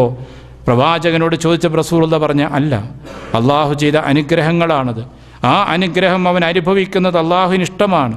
ധൂർത്തും ദുർവ്യയവുമില്ലാതെ പൊങ്ങച്ചവും അഹങ്കാരവുമില്ലാതെ അള്ളാഹു ചെയ്തിട്ടുള്ള ഇത്തരം അനുഗ്രഹങ്ങൾ ഉപയോഗിക്കുന്നതിന് അള്ളാഹുവിൻ്റെ പ്രവാചകൻ വിലക്കുകയല്ല ചെയ്യുന്നത് എന്നുകൂടി നാം തിരിച്ചറിയേണ്ടതുണ്ട്. ഞാൻ അവസാനിപ്പിക്കുകയാണ്. സൂചിപ്പിക്കുന്നത് ഒരു ഉദാത്ത വ്യക്തിത്വം, വ്യതിരിക്തവും സവിശേഷമായൊരു വ്യക്തിത്വം, ആ ഒരു സ്വഭാവ ഗുണങ്ങൾ, അതാണ് ഒരു മുഅ്മിനിൻ്റെ വിശ്വാസിയുടെ ജീവിതത്തിലുണ്ടാകേണ്ടത്. കൃത്യമായും അതിൻ്റെ മാതൃക പ്രവാചകൻ സല്ലല്ലാഹു അലൈഹി വസല്ലമയുടെ ജീവിതത്തിൽ നമുക്ക് കാണിച്ചു തന്നു. അത്തരം വിഷയങ്ങൾ നിസ്സാരമായി സമൂഹം കാണുന്ന വിഷയങ്ങളിൽ പോലും അള്ളാഹുവിൻ്റെ പ്രവാചകൻ ഓരോ സുന്നത്തുകളും ചര്യകളും ഉപദേശിക്കുകയും പഠിപ്പിക്കുകയും ചെയ്തു. ആ ചര്യകളും ഉപദേശങ്ങളും നമ്മുടെ ജീവിതത്തിൽ നാം ഉൾക്കൊള്ളുകയും അത് പാലിക്കുകയും ചെയ്തുകൊണ്ട് പ്രവാചകനോടുള്ള സ്നേഹം നാം പ്രകടിപ്പിക്കുമ്പോൾ, പ്രവാചകൻ്റെ മാതൃക നാം ഇത്തിബായ് ചെയ്യുമ്പോൾ ഇതിലെല്ലാം പരലോകത്ത് നമുക്ക് പ്രതിഫലം കിട്ടുന്ന കർമ്മവും കൂടിയാണ് എന്ന് നാം മനസ്സിലാക്കുക. നബി സല്ലല്ലാഹു അലൈഹി വസല്ലമയുടെ ഉപദേശങ്ങളും ജീവിത മാതൃകകളും പിൻപറ്റിക്കൊണ്ട് പ്രവാചകൻ്റെ ഉത്തമരായ അനുചരന്മാരായി തീരാൻ അള്ളാഹു നമ്മയെല്ലാം അനുഗ്രഹിക്കുമാറാകട്ടെ. പരലോകത്ത് സ്വർഗത്തിലേക്ക് മാത്രം പ്രവേശിക്കുന്ന സദ്വൃത്തരായ സ്വാലിഹീങ്ങളിൽ നമ്മെയും നമ്മുടെ കുടുംബാദികളെയും അള്ളാഹു അനുഗ്രഹിക്കുമാറാകട്ടെ. നമ്മിൽ നിന്ന് മരണപ്പെട്ടു പോയ ആളുകളും നമ്മെയും അള്ളാഹുവിൻ്റെ സ്വർഗത്തിൽ ഒരുമിച്ച് കൂട്ടുമാറാകട്ടെ. റബ്ബനാ തഖബ്ബൽ മിന്നാ ഇന്നക അന്തസ് സമീഉൽ അലീം വതുബ് അലൈനാ ഇന്നക അന്ത തവ്വാബുർ റഹീം. അല്ലാഹുമ്മ ഇഗ്ഫിർ ലിൽ മുഅ്മിനീന വൽ മുഅ്മിനാത്ത് വൽ മുസ്ലിമീന വൽ മുസ്ലിമാത്ത് അൽ അഹ്യാഇ മിൻഹും വൽ അംവാത്ത്. ആമീൻ ബിറഹ്മതിക യാ അർഹമർ റഹീമീൻ. വസല്ലല്ലാഹു വസല്ലമ അലാ മുഹമ്മദിൻ വഅലാ ആലിഹി വസഹ്ബിഹി അജ്മഈൻ. അൽഹംദുലില്ലാഹി റബ്ബിൽ ആലമീൻ.